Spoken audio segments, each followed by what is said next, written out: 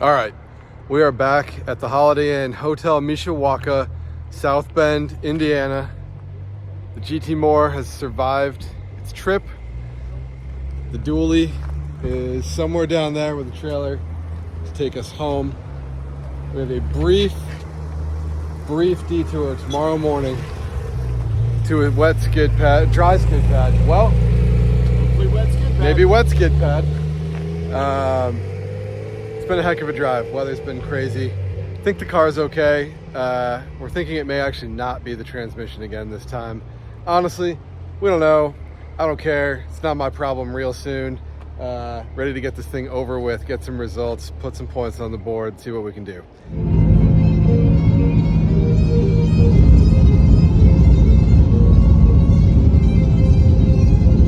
Oh, hi. I didn't see you there.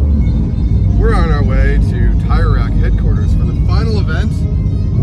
The dry-ish skid pad. So once again, this means, like every other event this year, it will start wet for us. And then be a dry skid pad as intended for nearly everyone else. Group 1 and Group 2, we're with you. We're sorry. So this morning we're doing the group shot.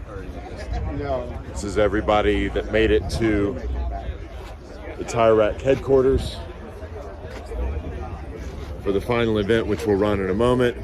Honestly, it looks like most of the cars. Maybe 4 or 5 have dropped out, but then yesterday was bad. Right, we've had rain and we've had weather for this event, but yesterday we had pouring rain at. Where were we yesterday? NCM. Yeah, I think we've lost a few on the road over the 8 days, and we definitely lost a couple cars yesterday. But the vast majority are here, which is super impressive. And this has been. We've talked a lot about how tough it is on us. I don't think we've talked a lot about how tough it is on cars, how impressive it is that all these cars are here. You know, we're driving a heavily modified car. You've sort of followed our saga, but we're here as well. A lot of these cars are not as prepared, which I guess has pros and cons, right? But right. I'm pretty shocked how many are here. It's over 3,000 highway miles. I mean, the wood falling off trucks and wildlife and stuff alone, plus what you would expect as far as automotive failures, plus all the racetrack. Somebody breaks at the racetrack every time we're there. We've had 84 cars compete at 7 or 8 different tracks with minimal failures, and really with no time to work on these cars between events. So it's kind of been a scramble. There's no opportunity to proactively check your car, make sure it's in good condition, do a quick look over, make sure you're not on the way to breaking something. It's just reactive. You break it, you fix it. So the fact that everybody is really pounding these cars at this level, and this is our field, almost all sitting here, super impressed and super thrilled to be here, because this has been a long event and this is kind of the cap of it. Of course, we're going to run the drying. I'm getting rained on right now. So maybe this is going to be the wet skid pad that we've really been hoping for. All right, we're back from the group photo. It is still raining here at the Tire Rack skid pad, and we're pretty excited that it might keep raining. In fact, we're going to go talk to our Michelin friends who hope it stops raining. Yeah. Guys, What's what happening? do you think about this weather? I don't like it. It's good for my garden. Glad we're not running first. My garden. Isn't your garden like 700 miles from here? Remember when you were making fun of me? To you Remember when you were making fun of me about like radar and weather stuff? Yeah. How's that going? What's yours say? It says rain. Well played. Yeah, it'd be great if it stopped raining. So, I'd be happy. you guys have been doing awesome in both cars all week. Nice to be honest finally. We told you we were making friends here. These guys are already treating us better than most of our actual friends. What's the plan? If it stays wet, what are you going to do? How do you handle this? Just quit. That'd be awesome. What are you actually going to do? Pressure optimization and a pep talk to the drivers. We've been getting great advice from these tire engineers all week. They've been super helpful. You know, I don't know why our car has had, you know, the challenges that it has. They're giving us pure, accurate advice. Definitely wouldn't try to trick us. Great guys. Final words? What do you think? Okay, bye. It's been fun all week. It's been super close, yeah. I agree. It's been awesome. Luxury is where it's at. Yeah. Luxury is where it's at, right? Yeah. I don't know. I love that C8. That thing's a pretty awesome car. So It's not bad. It does all right out there. yeah, it does. I do miss the massaging seats at the Blackwing. Yes. You've True. had, I do you've too. had massaging seats this whole time? You have seats. All right. Well, Good luck, guys. bye. Bye. Bye. Continental Tire Talk, take 2. James, stop recording. That's only happened 7 or 8 times today. Let's talk about how much tread is left on this tire. This tire, this Continental ECS 02. So, Evan.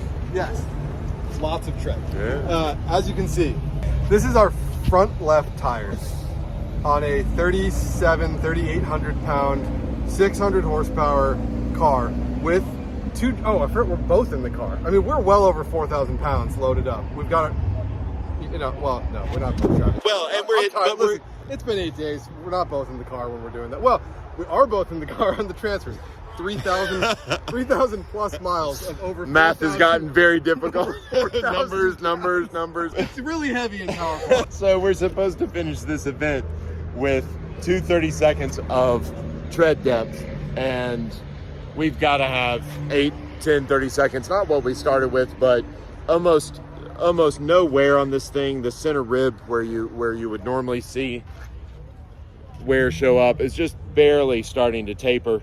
And I can usually kill a set of tires in a weekend. So to have this many miles, this many transit miles, this many track miles, call this the equivalent of 6,000 miles. If we're like At least. adding some weight to those track miles. The track miles on a tire are just brutal, right? I mean, this is held up for, 8 different track events. Yeah, I mean they were perfect on the street until 1,200 miles in, until we started getting dry track. That's where the wear happens. We've had multiple competitors in the field with tire failures this week. Bridge seams, potholes, all the things that usually impact the tire and then create a bubble in the tire. And of course, I'm sure it matters what size bump, what size bridge seam, what size tire gator, what size metal object, whatever it is that you hit.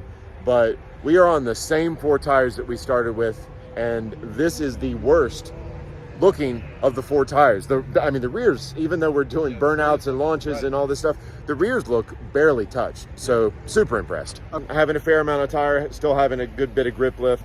At the end of this event, when we talk about going to the track and people quote burn their car down, we've been trying to burn it down pretty hard. So it's no mistake that this dry skid pad is at the end of this long event, after everybody has burned their car down, burned their tires down, yet we're feeling good. Thanks, Continental. What we're doing right now is actually, and I'm going to say it quietly because we don't want to give away secrets. This video is either going to be really cool when we do great, or we're going to sound super dumb when we lose. We're softening the front bar. That's the advice that we've got. We're not skid pad experts.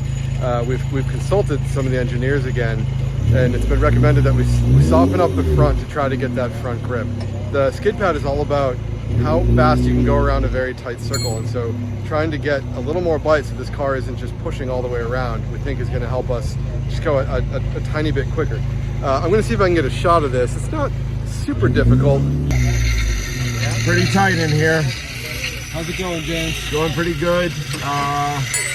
Got these BimmerWorld Hotchkiss GT more sway bars. This is a special spec for this. Lots of adjustment. And we're going to soften this puppy up.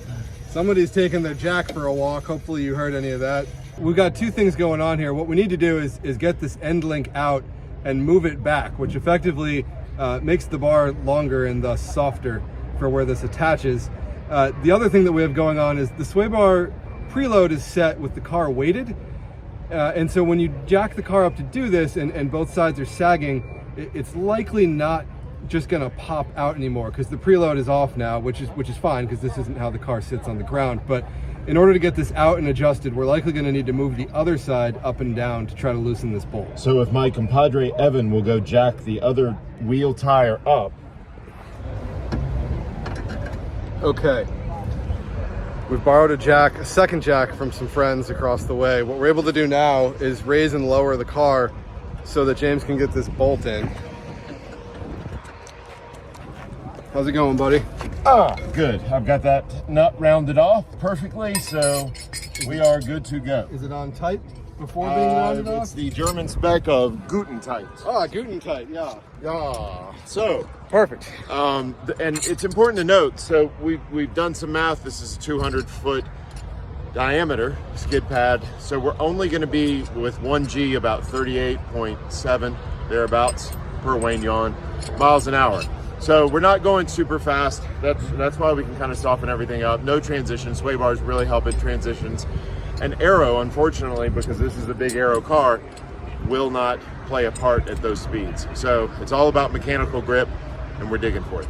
All right, I'm back with Tom O'Gorman. Tom O'Gorman, what's your origin story? I am a racing fan who gets to do racing for a living now. I basically was a fan of Mid-Ohio, found autocross, fell in the slippery slope of wanting to drive cars every day. Yeah. So now I make a living as a race car driver coach. Tom actually used to race with James in a professional series where he says he never beat James, and James said, don't lie, and I said, we try to be honest on these videos. Tom is an incredible driver. He often has been hired to do one lap. We joked that Tom does one lap all year round professionally, but that's not entirely true. You do a lot of driver coaching. Yeah. We're going to go talk to Salil, his co-driver, shortly here, who we've also already talked to, and Salil's going to tell us how amazing Tom is at doing this. What am I leaving out? He's going to be modest because we split the driving 50-50 this year. We shared the driving 100%. So Yeah. we won. It wasn't like Honestly, thing. Yeah. James and I have been talking about this a lot. You know, this is better without Salil because we can say nice things about him and he can't argue it. Let's just do it for Salil. This is Salil. He's talking to our Michelin friend. And all right, so You're actually on camera this time. yeah. So James and I, we've actually been saying a lot to each other this week how awesome it is that, one, these guys have been on top the whole freaking time. They were first place in the wet skid pad. Yep. Continental ECS 02. Same tire that we're running. You guys were third? We were fifth on the skid pad. We got bumped down. We thought we were third for a while. Third place car was on him as well. So Yeah. They have not been out of first place overall yet in this event. And what James and I have been saying is super cool is Salil didn't just like bring a hired gun here. Salil has done at least 50% of the driving. And frankly, you cannot tell the difference. This guy, you can't. You can tell This the guy has difference. been killing it out there. Certainly in the wet, you can tell the difference. All right, we get it. Tom's amazing. Okay, But, yes, like, okay. As long as that's been established, then we can. Remember when proceed Tom and I said this would be better without Salil because we can say nice things about him? Tell us a little bit about your experience this year. It's been a blast. It's been a great week. Car's been great. I don't know if I'm allowed to say it. Tom's been great. Tires have been great. Right. So we've just had a great time, and being in first place has been the best part of all of it. I didn't really have that expectation coming in, but This is we're gonna win this is your third one lap, right. and you've been on top of the leaderboard before, but not at the end. not at the top, but at the pointy end of it. Yeah. Okay. All right. So this is a big deal to come in and huge just deal. not only win it, but just sweep it start to finish. Winning it is enough. Yes, Yeah. absolutely. Can you still lose at all? No, It's not possible. mathematically, To lose. as long as I trip the lights, we won. That's amazing. It is amazing. You should just go. Do donuts? Salil, yeah. Yeah, right. All right. What we want him to do Yeah. is go out there and instead of actually competing in the skid pad, do the sickest drift you've ever seen. That all the way would end around. up with me on the island of grass, sideways. Okay. My skill set. But if that happened, you'd still win. As long as I trip the lights. Right. Yeah.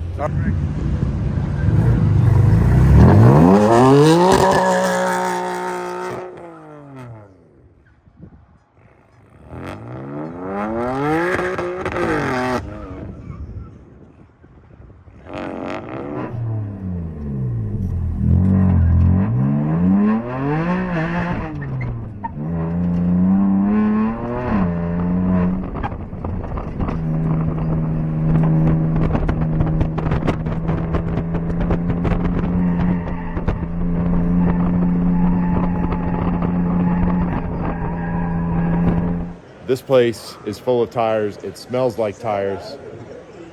I love that smell. I really do. Nothing better than the smell of new, fresh sticker tires. And lunch. Let's get some food. Unfortunately, we're walking late into the awards banquet. Not 3, but 5 cars break the standing dry skidpad record today. So congratulations to Hotel Mishawaka, post-awards ceremony. We are back. The trailer is somewhere, we hope. Dually trailer.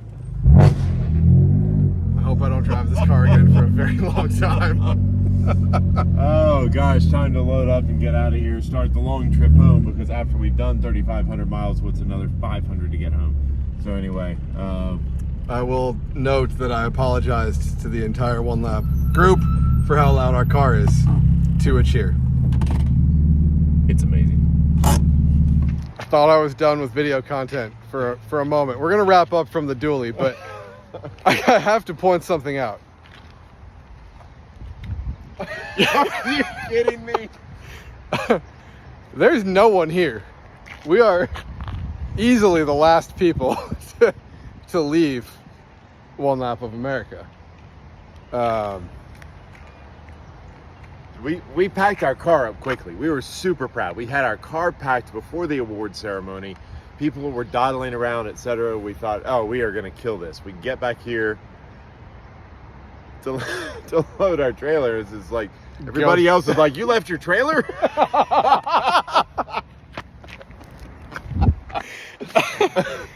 She is pretty. Look at that car. It's an amazing car. It was a fantastic tool for the job. This thing really did do well, other than the issue that we had, post-testing, post-parts failure, whatever. But we'll be talking about this thing on the way home, probably with you, but certainly with ourselves. And this isn't made up content. We are constantly talking about the car, what to do, what to do for the event, and I think we're talking about what to do for next year, because certainly we have lots of ideas. We've already started hitting on those with ourselves. What? A lot of ideas. A lot of ideas. Some of which may or may not involve cruise control, because it always starts with I'd like cruise control, I'd like carpet, and then ultimately I want lightweight, really fast. You know how much cruise control weighs? Nothing. In fact, I think it's there.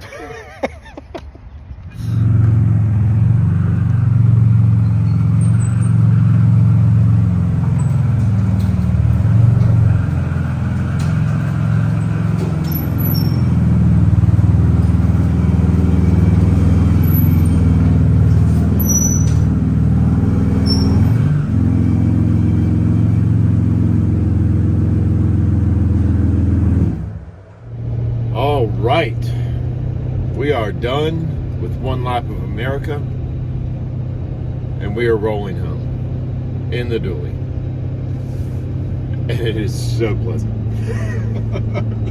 It's, ooh, can we enter this in One Lap of America? Oh, Award for gosh. 6 wheels and tires. Hey, the OMP seats in that car.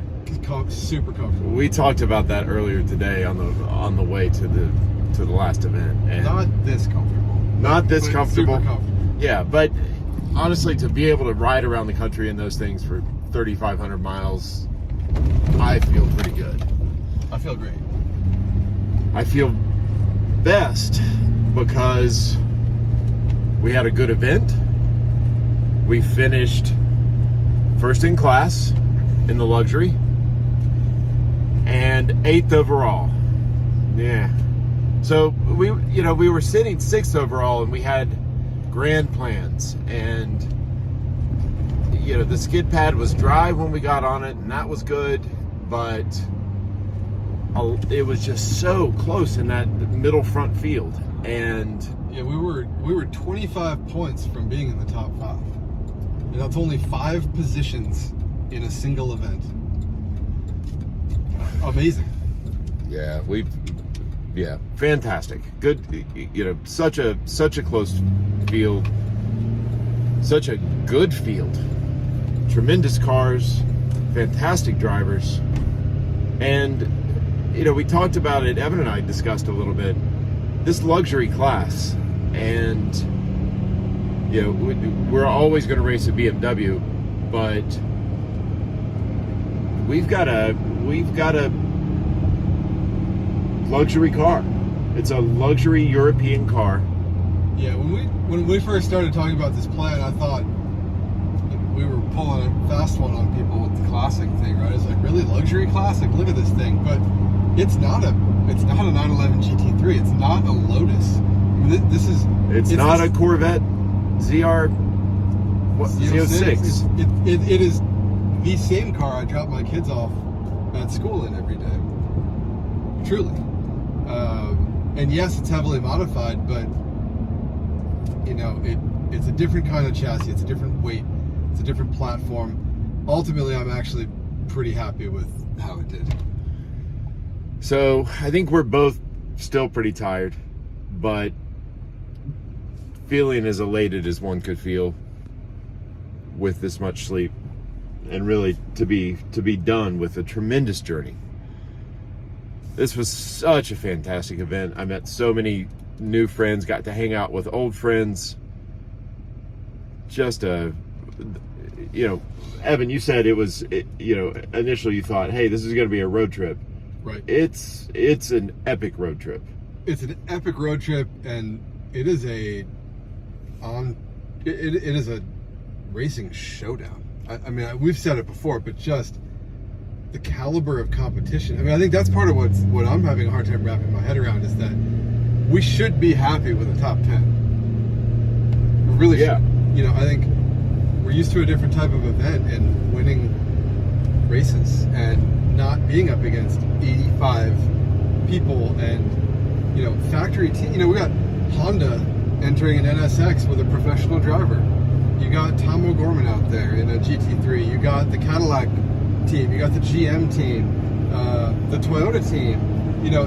It's a bigger deal event than I realized, and it was a fight. And in the end, that makes it more fun. I mean, I had a blast. I had more fun than I expected, despite us doing worse than I expected. Right? Like it's this escalation of the thing kind of has me hooked. I've already started thinking. We've been talking all afternoon. What if? And an event like this, there's so many what ifs. But what if we had done things a little bit better? What if we had tested a little more? What makes this? Well, how do we win this thing? Win it overall. Is it still recording? Of course, it's still recording. All right. I think if we were running the GT More again, and the GT More was a project car, is a project car, and we've got a few more things to do to it. We've got some things to perfect on it, and then it's probably going to find its way to its next owner, and we'll start the next project car. This is a 2-year deal at this point, and I think it's time to wrap this puppy up and show what it can do, move along. We really didn't take advantage of the strengths of this car, and the big thing that we're coming up with is turbo. We're running 93 fuel. We put big turbos on so we could make big power, yet we chose not to make big power. Yeah, we're getting none of the advantages of the big turbos, right? We're not using that 800 horsepower. We're getting all the disadvantage, which is the slower spool up time, the less usable RPM range at the bottom. On a project car, on a street car, it's fun to make huge power and hit the dyno and put down 800. I mean, car feels crazy when you get up on it hard, but on a racetrack, it needs a little more low-end responsiveness, in my opinion. We'll be taking this thing to Grid Life a little bit later this year for a time trial, and we will be at Road America running all 800 of the horsepower. And I think when we run that level of power, I think it's going to be awesome, and especially long straights at that track, it should be tremendous. But that's a good point too. a lot of the tracks for One Lap of America are smaller, tighter technical tracks, right? Road Atlanta was awesome. And actually, car did awesome at Road. We're maybe not making that connection. We keep saying it's because I knew the track. We figured the tracks out pretty quick. And you had been to some of the tracks. Maybe what we're overlooking is Road Atlanta was a power track. It is a power track. The car got it done there, right? You look at some of these smaller places where it's, you know, constantly trying to pop out of 40-degree corners all the time, and we were really outside of its comfort zone. Yeah, so, you know, turbo size, and, you know, it's not lost on me that a couple of the Supras that were, you know, second and fourth, I believe the Supra that was second was 575 horsepower on stock turbos. So, you know, power is not necessarily the critical thing. Weight is important. You know, weight's always important. We saw that today in the skid pad. You know, weight is directly proportional to your lateral load handling. So, you know, it doesn't help to have a heavy car. So we could pull weight out of this thing, but it's not a gutted car. It has all the comfort features. Right. I mean, not all the comfort features of the street car. But it's not light, and it could have been lighter. But do we go after that? That, you know, that we ran an Optima standard yellow top battery. Optima has their new lithium line out. I mean, right there, we're dropping 50 pounds. But the car will never be this. That car will never be as light as what we're talking about, right? On the skid pad today, we saw the Lotus and two Supras and the NSX. All four of them broke the Tire Rack's previous track record on their skid pad. You know, pulling a tenth of a G more than pretty much any other car out there, weighing 300-400 pounds less. I don't know that there's a whole lot we can do. Well, you say 300 or 400 pounds less than us. Yeah. I mean, that Lotus was 1,000 pounds less than us. That car is 2,700 pounds. Yeah, the Supras are 32, 33. Yeah. 33. Yeah. Yep. So we're thinking, you know, yeah, whether we do this next year or not, you always plan, and it's fun to build things in your head, whether they come to fruition or not. And we're thinking about some combinations of car that would be enjoyable to drive at this event, but also would absolutely kill it at this event. Like an E36 wide body. I love an E36, and that's high on my list. We started talking about this at lunch, and I was like, well, I'd like cruise control. James was like, I'd like an E36 with an N54 and a wide body kit. Oh, it's hard not to, especially in theory, and that's exactly how the Pikes Peak car got started. In theory, this would be awesome, and then it escalates quickly because I'm not spending real dollars when I do it in theory. The problem is when the rubber then meets the road and the theoretical thing starts to become the real thing. I think we should stick to, we came here with a lot of our own ideas, and we learned from everybody who knows what they're doing at One Lap of America. What I saw is modern cars with good power, either non-turbo or not having lag to get there. Well prepared, but not necessarily over prepared. There's a lot of drivability involved. There's a lot of versatility involved, right? You know, we are. I won't speak for you. I'm a road course racer. That is the experience that I have. You know, yes. I've screwed around in a couple autocrosses when I was, you know, late teens, early 20s. You know, some Friday night drag stuff with friends. I don't know anything about those things. I don't know how to set up a car for skid pad. I don't know how to drive around a skid pad. I don't know how to launch the car from a stop. There's a lot that goes into this that's broader than we are, right? And we did well on the road courses. We did well on the skid pad, especially in the wet, but ultimately we didn't know what we were doing with a lot of this. Right. You know, I think it has to be approached from that angle because you see how close the points were. One event with a much better finish and we would have been in the top 5, maybe the top 3. That's breath. So we talked to several of the competitors, and certainly in the event there's been an escalation as with all of racing, that's the way that works. There's been an escalation over the last few years, and the cars are getting bigger, faster, drivers are more talented, and it's really turning into a sharp front end of the field. So I don't know, we'll do some planning, we'll do some thinking.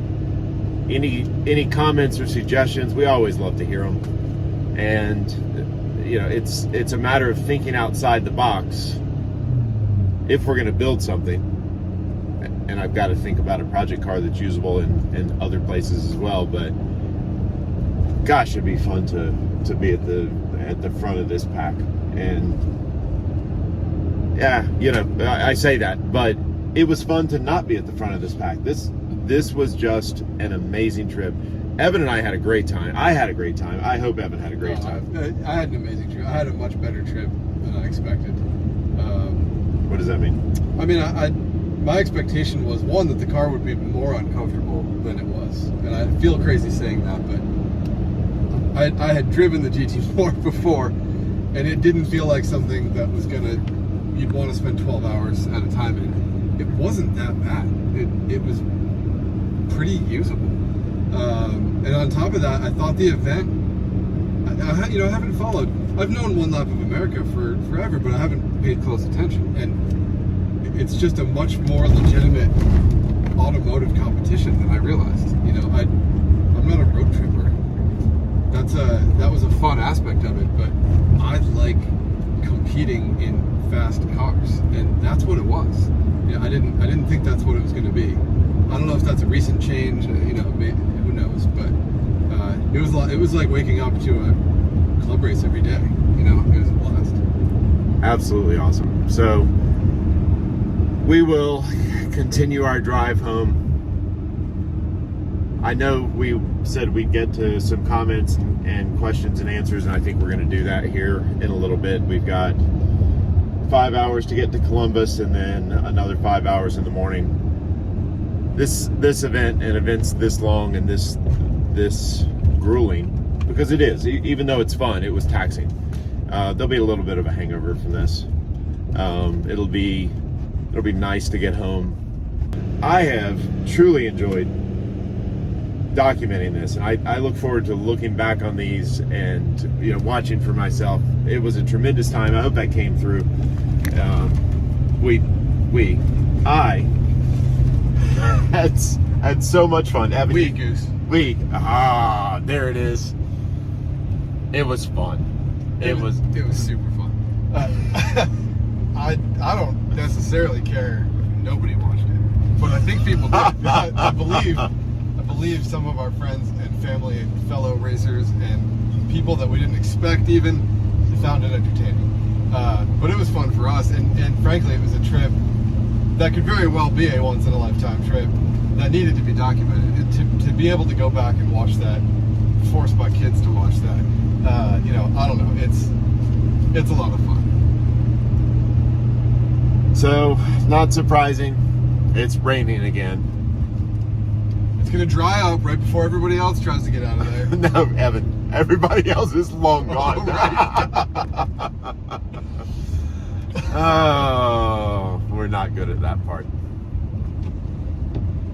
But we're good at having a good time. So thank you all. I thank Kevin. Thank you, Phil, for all your work putting this car together. It really is amazing. Thank you, Racing in Alzheimer's, for partnering with us on this. And I think we had a fantastic result. I appreciate everybody that donated, everybody that chimed in, commented on that, and, you know, just in general, anyone that's involved in that effort, or broadly any charitable effort, because, you know, we're fortunate enough to be able to do this and to have a great time, and it means a lot to me to be able to partner with something like that and make something good out of it for more than just ourselves. Optima Batteries, you guys are awesome always.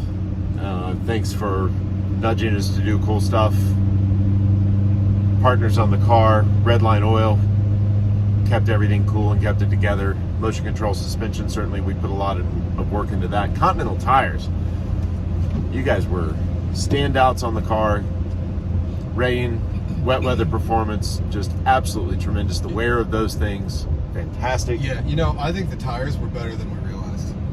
I think early on, we crushed the wet skid pad. We knew it was a wet tire, safe choice. And I think we kind of overbought into our own commentary on that, right? It's going to be great in the wet. It's going to be great in the wet. We didn't work hard enough in the dry, because when James found some setup changes that worked at Eagles Canyon, all of a sudden it kind of was a dry car. And we could prove we were wrong. It was in the top 20 out of 80 on the skid pad in the dry today, right? And so that's not a dry tire. That's we needed to work harder to make the most of that tire. In fact, the car that won the whole event was on the same tire. Right. So it's it's unfortunate when you're like, oh well, that's what we got, and the reality of it is, with those MCS dampers on the car, we have the ability to tune the thing, work on it. We have an aero package. We could make this car do more work. We just kind of settled into where we were instead of working hard. So that was, we could have done more testing. We could have come to that conclusion quicker, but certainly we're aware of the performance potential of that tire and the wear rate. Not that as long as it finishes an event, you're happy with the wear rate, but it really was tremendous. I wish we had thrown more at it. I wish we had worked that tire harder, because it clearly had more in it, and I'd like to do more of that. Yeah, I mean, add to that the comfort of the tire. It was quiet, easy to drive, comfortable. It's really one of those modern, higher performance tires that would be great on a performance street car. Other partners, Lifeline. We didn't have to use a fire system. Always makes you feel good to know you've got it. We almost used a fire system accidentally. When was that? Push start, forgetting to Oh gosh, yeah. When you're we had the Lifeline Electric, and we had a daily start checklist, and we used that for our end checklist. Yet somehow we always seem to forget to turn off the fire system, because we didn't actually click through the checklist. So rookie because mistake. we'd have already loaded the car. Right. The fire system lives under everything in the trunk. So, and when you're super low on sleep and you see that big red button, it sure does say "Start me." So it's also next to the start me. Right. So what it actually should say is "Put my fire out," or "Don't touch me unless you're burning."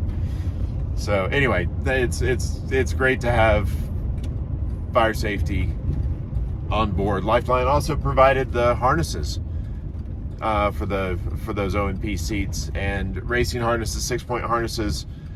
It's a racing thing. It's a safety thing. Pretty comfortable over a long duration, and just really easy to get on, off, tighten up appropriately. Some of the belts I've used in the past just really don't have slippy adjusters, which means you ultimately sacrifice and you don't get your belts tight. So, if you have a slipperier belt and one that stays tight, which the Lifelines do, those Lifelines, they're one of the only. I just put those in my own car earlier this year. It's the only belt I've been able to get tight myself easily. Yep. Which is nice, because I used to get my belts tight and then leave them inconveniently and try to jam myself in all the time, because I knew I wouldn't be able to get it tight again. With those belts, you can be comfortable just loosening it whatever you need to, because you're never going to be able to get tight again. And this event, as you were saying that, I was really, it's hilarious, but we were trying to get in and out of this damn car with coffee and that's not a normal track experience, but you can one-hand these belts. It was not that that's going to be necessary in the future. I don't plan on getting in and out of my race car 100 times a day, holding hot drinks without tops. But, extreme environment testing. That's what we do. Yeah, so you don't have to. What else? SBL arms, Alcon brake package, PFC pads, BimmerWorld parts, BimmerWorld knowledge, gosh, throughout. Pure turbos on the car, great for making big power. Height adjustment on the MCS was easy all week. We had to do that many times the way we went back and forth. Sometimes multiple times, always multiple times a day when we weren't too lazy to do it. It was at least once up and once down, but sometimes we had multiple events, and of course we were keeping our ride height higher to save our splitter, which, by the way, that BimmerWorld splitter with the rub blocks, you know, got a little wear on the rub blocks, but we ran that thing down on the I ground. smashed that thing last night, and it is totally fine. You would never know. We hit You that, what? We hit that bridge connector, and you were like, "Oh, it's okay. It can support the weight of the Oh, yeah. car." It's like, what? Yeah. It's pretty unreal. So it's great that Evan didn't knock the splitter off when he went flying off track in Nashville. There it is.